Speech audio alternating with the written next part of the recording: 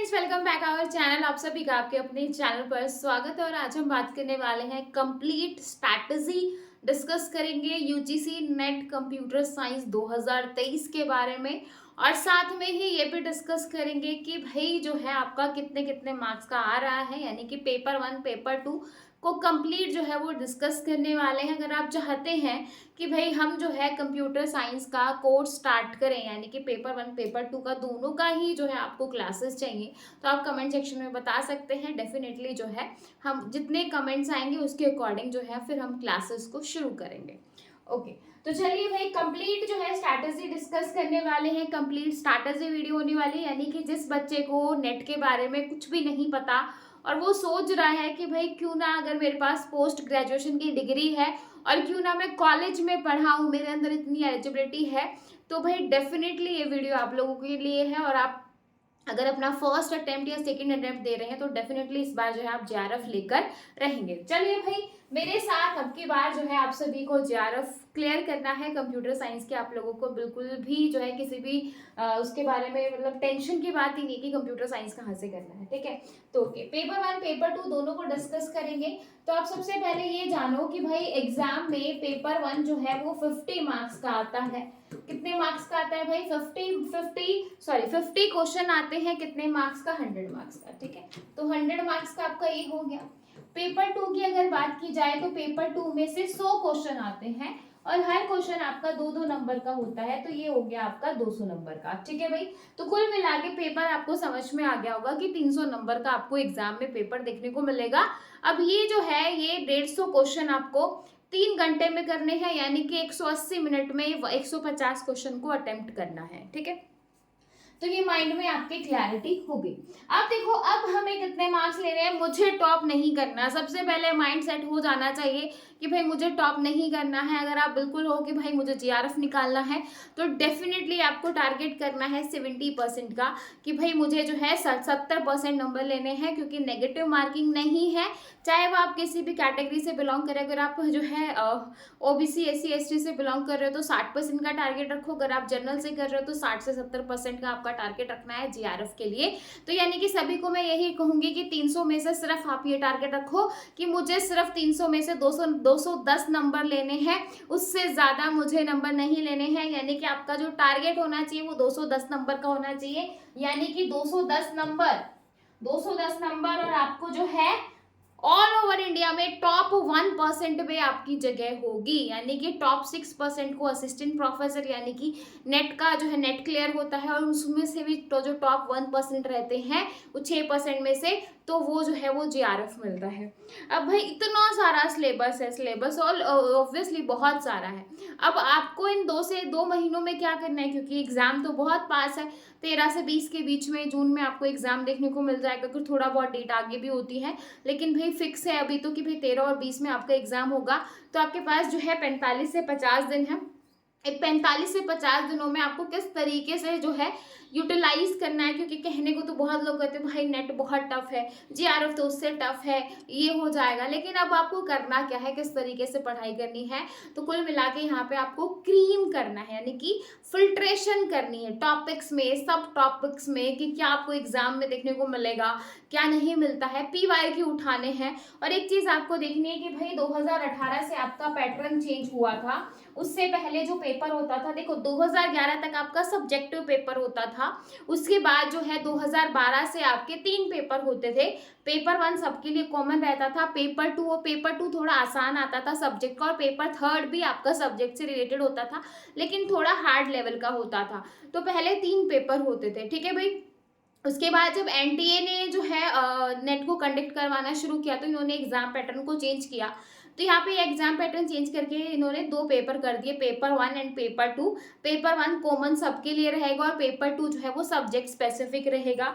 तो next video में आपको जो है मैं 2018 से लेके 2022 तक की सारी एनालिसिस बताने वाली हूँ कि किस सब्जेक्ट में से कौन से यूनिट में से कितने कितने मार्क्स का आ रहा है, और आपको एक आइडिया हो जाएगा कि मुझे कौन सी क्रीम करनी है, यानी कि कौन सा पार्ट छोड़ना ही नहीं है। ये होता है एनालिसिस वीडियो कि भाई इनसे आपको ये समझ में आए कि कौन सा सब्जेक्ट तो मैं छोड़ ही नहीं सकता, क्योंकि सिर्फ 70% नंबर लेने हैं, 30% आपको छोड़ देना है। ठीक है भाई, अगर आप जीआरएफ लेना चाहते हैं और एक अच्छी रैंक लेना चाहते हैं, अगर आपके 210 नंबर आ जाते हैं तो आप एक अच्छे मार्क्स और एक अच्छी आपको यहाँ पे वो मिल जाएगी। ठीक है, तो यहाँ पे अगर मैं बात करूँ यहाँ पे पेपर 1 की, तो यहाँ पे भी आपको 10 यूनिट देखने को मिलेंगी और यहाँ पे भी आपको 10 यूनिट देखने को मिलेंगी। ठीक है भाई, लेकिन आप ये सोचो कि इन 10 यूनिट में से 10-10 क्वेश्चन फिक्स है, ऐसा बिल्कुल नहीं है। अब आप ये सोचो कि इन जो है इन 10 यूनिट में से 5-5 क्वेश्चन फिक्स है, ऐसा कुछ भी नहीं है। मतलब किसी में से 7-8, किसी में से 11-12, किसी में 14-15, ऐसे क्वेश्चन जो है वो वेरी होते रहते हैं। ठीक है भाई, सबसे पहले हम बात कर लेते हैं आपके पेपर 1 की। जो कंप्यूटर साइंस वाले बच्चे ना, उनके लिए सबसे अच्छा पार्ट है कि भाई पेपर 1 में उनको देखने को मिलता है ICT। क्या हमें देखने को मिलता है? ICT।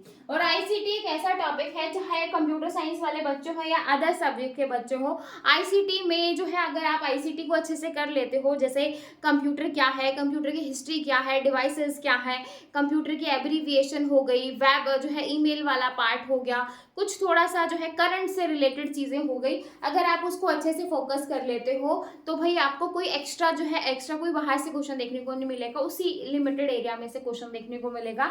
यानी कि भाई यहाँ से आपको फिक्स हो जाएंगे आपके क्वेश्चन। ठीक है, यहाँ से आपको 10 क्वेश्चन आपके फिक्स हो जाएंगे। उसके बाद एक होता है आपका रीडिंग कॉम्प्रीहेंशन, कि भाई आपको जो है कॉम्प्रीहेंशन को रीड करना होता है, उसमें से आंसर देने होते हैं।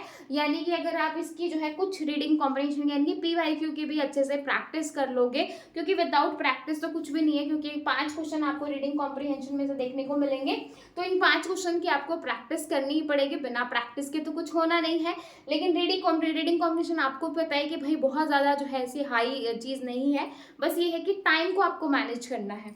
ठीक है, तो ये भी बहुत आसान है। उसके बाद अगर मैं बात करूँ DI की, डेटा इंटरफेस, DI आपको ही पता है कि भाई थोड़ा सा ट्रिकी होता है, थोड़ा सा कॉम्प्लेक्स आता है।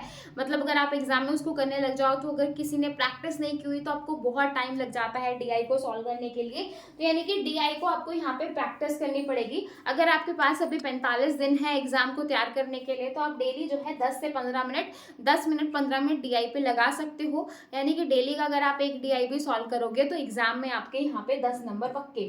तो 10 नंबर यहाँ से, 10 नंबर यहाँ से और 10 नंबर यहाँ से, मतलब इस तरीके से जो है आपका ये वाला पार्ट पक्का हो जाएगा।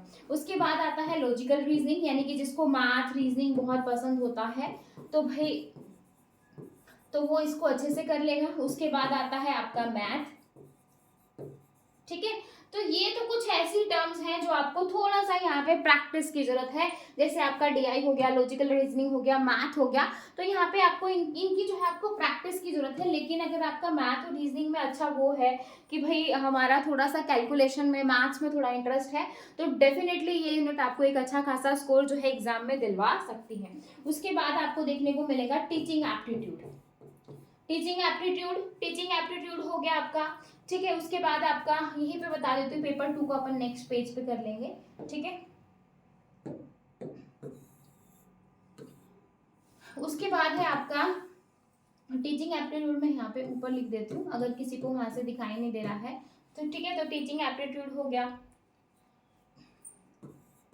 इसके बाद जो है आपका आता है ह्यूमन वाला, हायर एजुकेशन।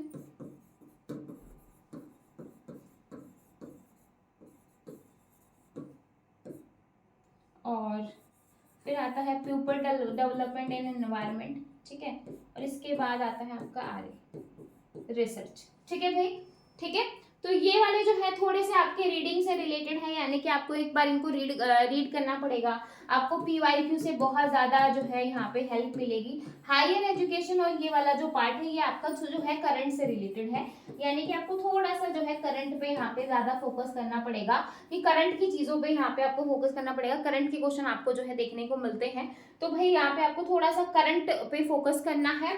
बाकी ये वाला जो है थोड़ा सा जो है ICT का कंप्यूटर वालों के लिए बहुत ही आसान है। प्लस बाकी का जितना है उसमें आपको थोड़ा सा प्रैक्टिस की जरूरत है, चाहे वो आपका कॉम्प्रिहेंशन हो, चाहे DI हो, चाहे लॉजिकल हो, चाहे मैथ हो। बाकी ये थोड़ा सा आपका टीचिंग हो गया, रिसर्च हो गया, इनमें थोड़ा सा आपको रीडिंग की और इन 2 यूनिट में आपको करंट की जरूरत है। तो यानी कि कुल मिला के मैंने यहाँ पे थोड़ा सा आपको शॉर्टलिस्ट करके दे दिया है।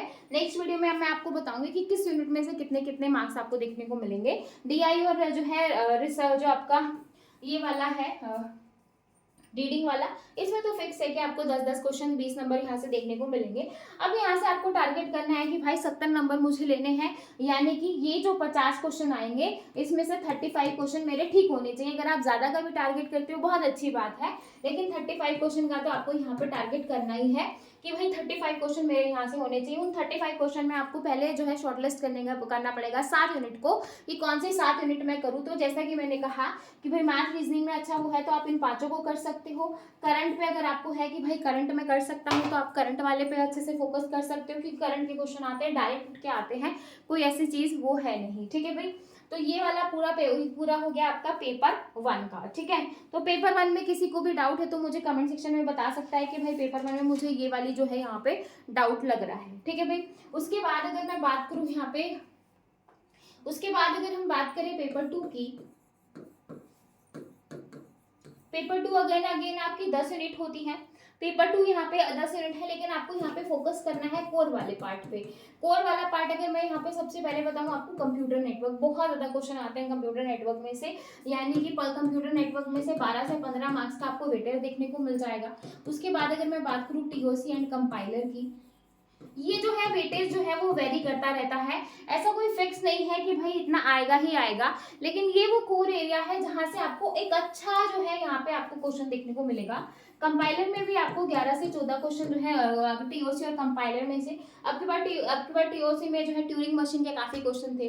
कंप्यूटर नेटवर्क की बात करूँ तो जो आपकी यहाँ पे एड्रेसिंग है, एड्रेसिंग के क्वेश्चन आए थे। ठीक है भाई, इस तरीके से। उसके बाद जो है ऑपरेटिंग सिस्टम में से भी आपको जो है 9 से 10 क्वेश्चन देखने को मिले थे। डीबीएमएस के भी जो है आपको 12 से 13 मतलब 12 से 14 क्वेश्चन जो है आपको एग्जाम में देखने को मिल जाते हैं। सॉफ्टवेयर इंजीनियरिंग अगेन आपका एक इंपॉर्टेंस वेटेज रखता है, 10 से 12 क्वेश्चन आपको ऑपरेटिंग सिस्टम के देखने को मिल जाते हैं। ठीक है, उसके बाद जो आपका प्रोग्रामिंग प्लस कंप्यूटर ग्राफिक्स है, कंप्यूटर ग्राफिक्स में से समटाइम कुछ क्वेश्चन आ जाते हैं, अदरवाइज 2 से 3 क्वेश्चन देखने को मिलते हैं। प्रोग्रामिंग में से आपको 7 से 8 क्वेश्चन देखने को मिल जाएंगे। तो दोनों के वेटेज की अगर मैं बात करूं तो दोनों का वेटेज जो है यहाँ पे आपका हो जाएगा 8 से 10 नंबर का। HTML में से भी कई क्वेश्चन आपको देखने को मिल जाते हैं, यानी HTML की जैसे लिस्ट वगैरह हो गई है ना, वहां से जैसे आपकी बार क्वेश्चन आए थे। उसके बाद अगर मैं बात करूं आपका लिस्ट हो गया, और बिग डेटा का आपको एक क्वेश्चन देखने को मिल जाता है जो कि आपका डीबीएमएस में ही आ जाएगा। ठीक है, आर्टिफिशियल इंटेलिजेंस की बात करें तो समटाइम जो है यहाँ से आपको 7 से 8 क्वेश्चन देखने को मिल जाएंगे, कई बार कम क्वेश्चन भी देखने को यहाँ से मिलते हैं। ठीक है, मैथ की आपकी बार बहुत कम क्वेश्चन आए थे, डिस्क्रीट मैथ में से आपकी बार कम क्वेश्चन आए थे, लेकिन डिस्क्रीट मैथ में से समटाइम ज्यादा क्वेश्चन भी आ जाते हैं। डिस्क्रीट मैथ एक आपकी यूनिट है। ठीक है भाई, उसके बाद अगर मैं बात करूँ यहाँ पे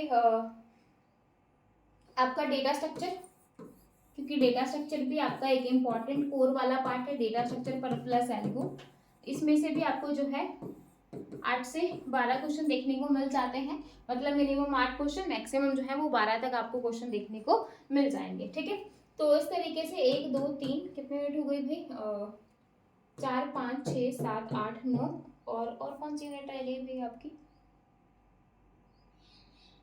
हाँ एक आपकी रह गई COA, computer organisation and architecture, यानी कि कंप्यूटर सिस्टम आर्किटेक्चर, ये वाला आपका पार्ट रह गया। यहाँ से भी आपको जो है 8 से 10 क्वेश्चन देखने को मिल जाएंगे। ठीक है, तो कुल मिला के बात ये है कि कुछ यूनिट वेरी करती रहती है, जैसे आपका अभी यहाँ पे ज्यादा फोकस करना है, डेटा स्ट्रक्चर एल्गो को बिल्कुल नहीं छोड़ना है। उसके बाद अगर मैं बात करूँ computer network, TOC, operating system, DBMS, software engineering, तो ये जो कुछ कोर वाले पार्ट है ये काफी इंपॉर्टेंट है, आपको इनको फोकस करना ही करना है। बाकी आपके ऊपर डिपेंड करता है कि आपको कौन सी यूनिट अच्छे से आती है, कौन सी नहीं आती है। तो पहले उन 7 यूनिट को बहुत अच्छे से उठा लीजिए जो आपको आती हैं, उन 7 यूनिट को बहुत अच्छे से करिए। अब इनमें से भी, अब ये तो जो है आपके सब्जेक्ट्स हैं, इनमें से टॉपिक्स आएंगे, उन टॉपिक्स के सब टॉपिक्स होंगे। अब कौन कौन सा इंपॉर्टेंट होगा, कौन सा इंपॉर्टेंट नहीं होगा, एक तो आपको पता होगा कि कौन सा एरिया इंपॉर्टेंट है, लेकिन नहीं पता तो वो अपन नेक्स्ट वीडियो में डिस्कस करेंगे कि कौन सा एरिया इंपॉर्टेंट है, लास्ट टाइम से कहाँ से क्वेश्चन आए। वैसे मैंने एक तो थोड़ा सा ओवरव्यू आपको दे दिया है कि कोर वाले पार्ट को तो आपको बिल्कुल भी नहीं छोड़ना है। ठीक है, बाकी नेक्स्ट वीडियो में मैं प्रॉपर आपको जो है बताऊंगी कि कौन कौन से सब टॉपिक है, उन सब टॉपिक में से आपको कौन कौन से टॉपिक तो छोड़ने ही नहीं है। अगर आप चाहते हो कि अपन नेक्स्ट वीडियो में डिस्कस करें तो डेफिनेटली आप कमेंट सेक्शन में बता सकते हो। ठीक है, और आई होप यहाँ से आपको कुछ जो है चीज़ें क्लियर हुई होंगी, कुछ आपको सिलेबस का थोड़ा आइडिया हुआ होगा, चाहे वो पेपर 1 हो, चाहे वो पेपर 2 हो। बाकी किसी भी बच्चे का कोई भी डाउट है तो कमेंट सेक्शन में बता सकता है। वीडियो अच्छी लगी तो लाइक शेयर सब्सक्राइब ज़रूर कीजिएगा, ताकि अपन जो है नेक्स्ट जो है नेट की प्रिपरेशन को शुरू कर सकें। तो कमेंट सेक्शन में भी ज़रूर बताइएगा, आपके कमेंट के ऊपर डिपेंड करता है कि अपन कोर्स को शुरू करेंगे या नहीं। Thank you.